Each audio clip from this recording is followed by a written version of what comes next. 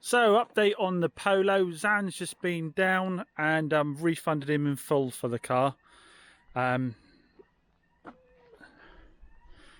the end of the day, like I said in the last video, putting the thicker oil and so forth was just an experiment. It wasn't a fix for the car. We all knew that was not going to be a long-term fix. It was just an experiment to see what difference it made.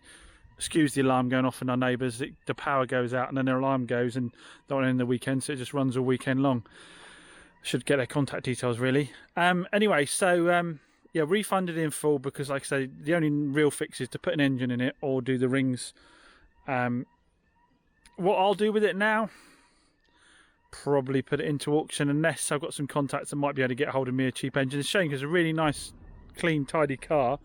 If we could put an engine in it, it'd make, you know, a lower mileage one, it'd make for a good motor for someone. But financially, whether that'll stack up or not, I did actually increase my offer to Zan to, having done the research, to £750 to keep the car. So I was going to refund him £750.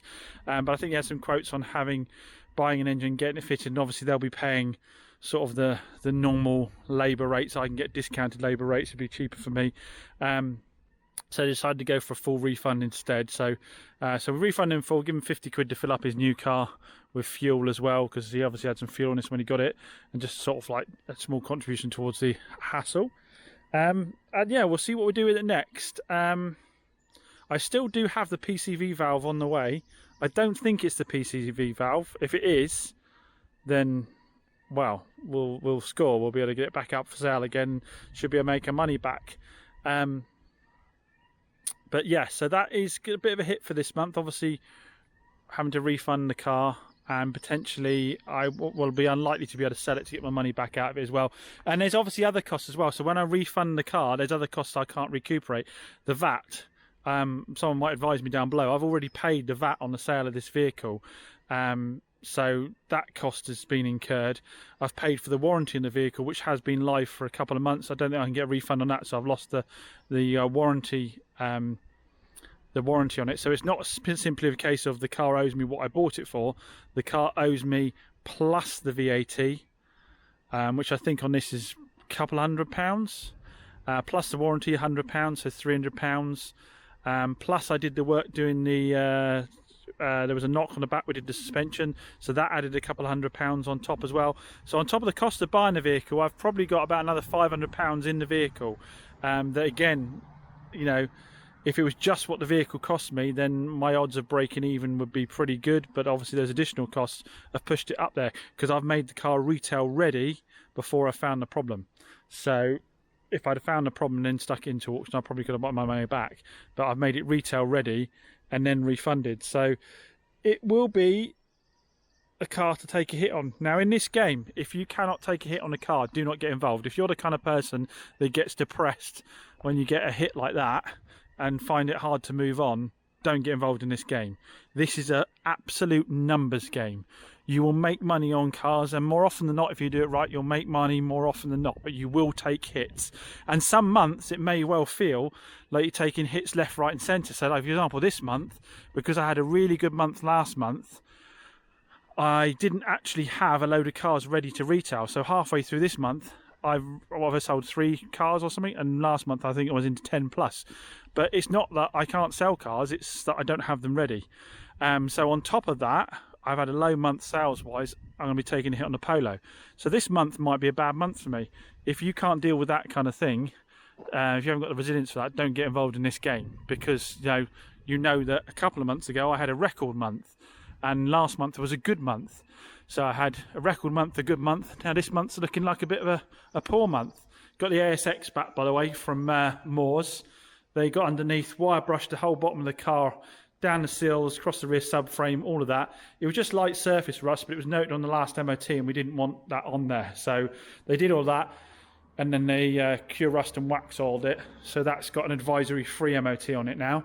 And it is, I think I've still got this up for sale for like £300 less than book on Auto Trader.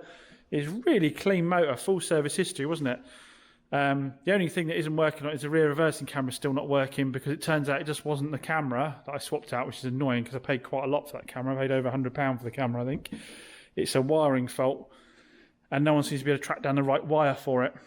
So it may have to be sold. I mean, it is, like I say, well under book, so maybe sold with its rear parking sensors working, but not its rear camera, unless I manage to get a sort in between. So yeah, going back to that subject, take the rough with the smooth, guys. Now, Pete's been this morning. Massive thanks, Pete. Not motorbike Pete, mechanic Pete, but the house clearance Pete, and he's taken away all my rubbish. I didn't show you any videos of me tidying this up. I should have done one of those clever high-speed videos, shouldn't I, where you saw me running around the place clearing everything up. But I just wanted to get on yesterday, so I got in here and I cleared up, and you can see for 5 minutes I'm looking relatively organised. Excuse the butterflies on my things here. They were my daughter's units before. I've started using them myself and just putting all my bits and bobs, some of your stuff in there, Ivor. Thanks for giving that to me. So I just started organising something in sort of some kind of order, like this is my electrics one. Not that I really get my hands dirty that often anymore, do I? Sorry, that's not, this is my electrics one, is it? Yeah, so I've got all my fuses and all that kind of stuff in there. Still got quite a bit of organising to do down this side. Loads of parts flying around. I don't know what I'm going to do with all these parts. So I've got random parts, coil packs for Corsas, clutches for Fiat 500s, coil packs for Twin Airs. I've just got loads of bits. I can't be bothered to list them all up on eBay. They're gonna, I'll never probably need to use them again. But I can't be bothered to list them on eBay either. I can't be dealing with the hassle of packing them. Oh, I've got the lights off the VW up. I do need to list those, try and get my money back off those. But I got organised on my old lubricants and my cleaning products. That alarm is so annoying. So I got all that done. And I organised my paint cabinet. I keep it on a metal cabinet. The aerosols in a metal cabinet. Got them all colour organised. My rattle can collection, because I keep them even if they've only got a little bit in the bottom, because often you just need a little touch up. And the minute you throw them away, that's when you need them. Still got all the bits for the MGB. All on the shelf there. We've got a mobile mechanic today coming to have a look at the MGB for me, because I really want to be out driving this now the weather's got better, saying that it's raining today. But I really want to be getting out in my old MGB again. I love driving this car, and hopefully he's a decent bloke. It'll be interesting to see how he works out, because Moores can't get up here to do it in situ, and they don't have the room really for a trailer to go down there, so the mobile mechanics come in. A load of you told me to have a cart of my cleaning equipment. I have done that in the past and it's just got disorganised again, but I have organised it again and made up a bit of a cart for all my cleaning equipment. So yeah, it's looking for the minute nice and tidy in here. Also had to tidy up around the back. Anybody who's come to visit me and seen around the back around my coffee area, I've had to tidy up because that's a shelf full of crud as well. So I just need to go through all of this stuff here and decide what's worth keeping and what's not worth keeping. But it's so hard in this game to throw anything away, because the minute you do, you'll need like wheel trims. Car comes, who remembers those off the Renault Twingo Jess had off me? I wonder if Jess is still watching the channel. Shout out to you, Jess. I hope you got a good payout on your insurance and got a replacement car. Comment down below, let me know. Dacia wheel trims. They're expensive to get genuine ones. I've only got 3 of them, but if I get a car in one bad one. Fiat 500 wing mirror. Hasn't got a cap on it, but it's got a blank cap on it. So again, at some point, if I get rid of that now, I'm going to get a Fiat 500 and I'm going to need that. Offcuts of metal, when you need just that little bit of metal to finish a job off. I don't even know what that is in there. It feels like an empty box. Yeah, I need to go through all this. Fuel tank for MGB. Oh, what about these seats, guys? What's your thoughts on these seats? I'm just rambling now, aren't I? What's your thoughts on these seats? These are out of an MGB, original Mark 1. I love the patina and the crack, and I'm thinking, should I mount them onto a frame and have them for you guys when you come, and there's more than one of you, and you can't sit on the lovely Valencia chair. Should we have one made out of old MGB seats? They're just, I love the patina on them. I know that's a bit of a buzzword at the moment, but I just love the cracking and the used look of them. Because they won't be going back in the, they came out the Mark 1 MGB down there. They won't be going back in that, because that's going to be all race spec'd out. And this one obviously is black interior. So, like I've got the time to have little projects like that, eh? I'm not going to get round to it, am I? So anyway, yeah, long and short of it is I need to tidy up. I haven't even got a clue. It's a radiator for a Fiat 500. I haven't got a clue what I actually need to keep here. I need to get through and organise it all. Anyway, yeah, so fingers crossed I get to drive home in my MGB today, because I know it's going to be something stupidly simple, because this car was too good and too reliable. It's going to be a bad earth or something, but I hate electrics. I'm rubbish at diagnosing electrics. So hopefully this guy's good at it. I shall update you and let you know. So anyway, I'm going to go and get a coffee now and cry about my loss on the Polo. And then move on to the next thing that can actually make me some money.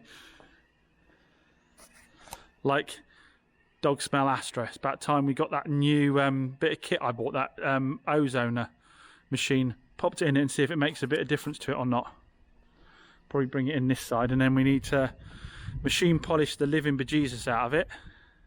Do a little bit of paint on the front of the bumper, and that'll be a cracking car. Once those things are done, there's a diamond in the rough there for sure, and I think you'll probably enjoy seeing the way that's going to turn around. Anyway, get a brew on the go. Stop rambling. Just before I do get a brew, one of the things I just wanted to say regarding the Polo is just shout out to Zan and the family. Been lovely through the whole process. You know, it's how you deal with problems, isn't it? And they've been fantastic. There's been no shouting, demanding, any of those kind of things. I've obviously tried to be as flexible as possible, and you wouldn't think it would be a nice thing to do to have to go through this process, but actually it was a nice process, and I enjoyed seeing them today. Even though, like I say, I was having to do a refund, because they're nice people. It doesn't have to be. Don't go into these things if you have problems with stuff. I mean, I had a subscriber the other day message me saying they bought a car, they only had it for a few weeks, a glow plug had gone wrong on it, something else had gone wrong on it, and what were they going to do about it? You know, how are they going to approach the dealer, this, that and the other? And I said, just give them a call. Let them know what's happened. It might not be as bad as you think it is. They gave the guy a call, and he was like, yeah, pick it up next week. We'll get it away. We'll get it fixed. So, you know, don't assume that everyone's going to be an arse all the time. You can deal with these situations in a nice way. And, you know, it can be a nice experience. It doesn't have to be a horrible experience. I know there are horror stories out there, but more often than not, you'll be surprised. If you approach people in a nice manner, they'll do things for you. They'll help you out. So yeah, thanks to Zan and the family for being cool about that. It's really unfortunate it's had to happen that way. But as I said to them, I guess at the end of the day, the worst case scenario would have been 6 months down the road finding it was burning that amount of oil and then having to cash out. At least the problem's been found now, and it's at my cost, not theirs. Anyway, brew. As it's Father's Day tomorrow, and the guys hopefully can come and fix the MGB for me, and I want to take it home. It's going to need a polish up before I do that, isn't it? So I thought I'll treat myself. I'll do something for myself today, and I'll polish up my MGB, so if he does fix it, it's all ready to go, because today's a bit of a write-off anyway, giving a car back. So and I spent all yesterday just tidying up in here, didn't I? I know I should finish that bit off first, but let's give the MGB a little clean up and just see how tidy she can still come out. Right, a quick before.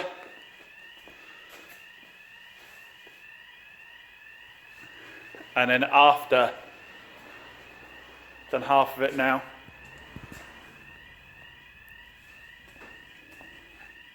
It's coming up nice. Now I would have done again one of those clever videos for you where I sped it up and you saw me work my way around the car, but I've got to get the tunes on really loud to cover up the alarm next door, so if I put the video with that in the background, I'll get loads of infringements from YouTube. So you'll have to do with this for the moment. We'll finish off and do another walk around. MGB's all cleaned up. I'm just so hoping this guy does turn up today. That's the first hurdle for most people, isn't it? Just to turn up in the first place for new tradespeople. So yeah, the wheels came out really nicely. Just to clean them with wheel acid, then rinse them thoroughly with window cleaner, so that there wasn't any of the wheel acid left on the chrome. The bodywork just got a buffing over with a light compound. I think I used Maguire's, whatever you want to say, compound on a sponge on the little polisher, and then buffed off and gave it a coat of moonshine wax afterwards. We haven't spoken about moonshine for a while, have we? I used some moonshine wax. And as you can see, she's come up looking good. Now obviously with this car, sorry, that alarm's still going. With this car, it isn't about it being immaculate, by no means. Those of you who watch the channel for a while know this needs paint. This is a usable daily. Old Mike, our mate at Classic Wheels Wales, he's got the same sort of attitude as me. He's getting good runners, drivers. Don't get tied up in restoring, because you'll never enjoy the car. This one is a fantastic driver. Before this problem, it was uber reliable for me, wasn't it? I was using it every day. It drives really well. So why stop, strip it down and make it all perfect and then be too afraid to use it? We've got the immaculate one next door, haven't we? So this one's the one that I like to just use as it is, not worry about whether it gets scrapes and bangs. I will go and tackle the larger blistering bits of rust. There's only really a bit of rust there and a bit of rust there that needs sorting out. The rest of this is just flaking paint where it's been poor preparation. The bones of this car, super solid. Underneath is in really good nick.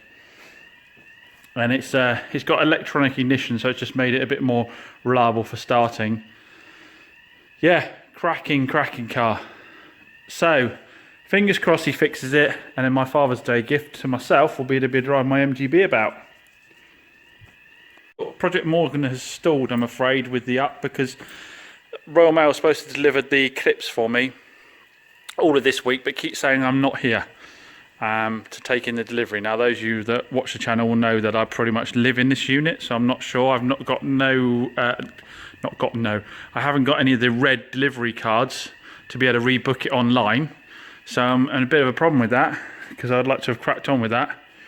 Not that I've really had massive amounts of times to do it. So yeah, Project Morgan stalled on the VW up. We have got a subscriber very keen to have it. Is prepared, will do the wheels themselves, they say, at home, just rub them down and polish them. So just wants me to get the bonnet painted and get it bolted together. Now once I've bolted together, got the paint done, I know it's going to fly for an MOT. So it's really just for the sake of clips it's been held up at the moment. But I know if I use aftermarket or just random bolts and clips, the panel gaps will be horrible. So better get the right stuff, because it'll go together a lot quicker as well. Well, unfortunately for me, it looks like that first hurdle has been failed and the chap hasn't turned up to work on the MGB. So, yeah, it may well be... God, the weather's getting bad. That alarm's still going. It may be that I need to find the time to have a fiddle with it myself and see if I can't learn my way around it and find out what the issue is. Like I say, it runs, and I've had it actually running, and it runs really well, as it always did. It's just something with the electrics means that you have to basically pull the battery switch to turn it back off again. Everybody thought it was the ignition barrel, didn't they? Which we have swapped out for another one, as you can see. PT came along, not Rubbish Collection Pete, but the motorbike mechanic Pete. He's sure he's put it in the right position, but when you turn the key, you still get the fuel pump too early. And I did swap out the starter motor for a smaller starter motor as well. Not that I think that's the problem, but I just wanted to do that anyway. So yeah, it's just been time more than anything. If I gave myself a day to fiddle with it, I'm sure I'd work it out, but I'd rarely have a day just to fiddle on my own car. Like I say, it would have been nice to have it for Father's Day tomorrow. Even though the weather's not looking that good. So that's where we'll leave it. I think just a little quick update for you today. Nothing major going on. I've been a little bit quieter with the videos because, like I say, I've been doing a lot of work myself trying to get the cars ready. I will be getting onto the Astra potentially for the next video. Once that's done, I've got to finish off the Skoda Yeti. I do the Astra first because it's got the brand new MOT, see? The Yeti hasn't had an MOT yet, so no point prioritising that over the Astra. And once that's done, we'll finally be onto the Micra, guys, unless something else comes up in between. But the Micra gets left to last every time because there's not a lot of money tied up in it. It hasn't got an MOT on it, so it's not, it's not, whittling away an MOT while it's sitting, whittling away an MOT while it's sitting there. So it's not a big priority to get onto that, really, guys. So anyway, I hope you all have a good Father's Day, those dads that are watching, and a good weekend, and I'll catch you again soon.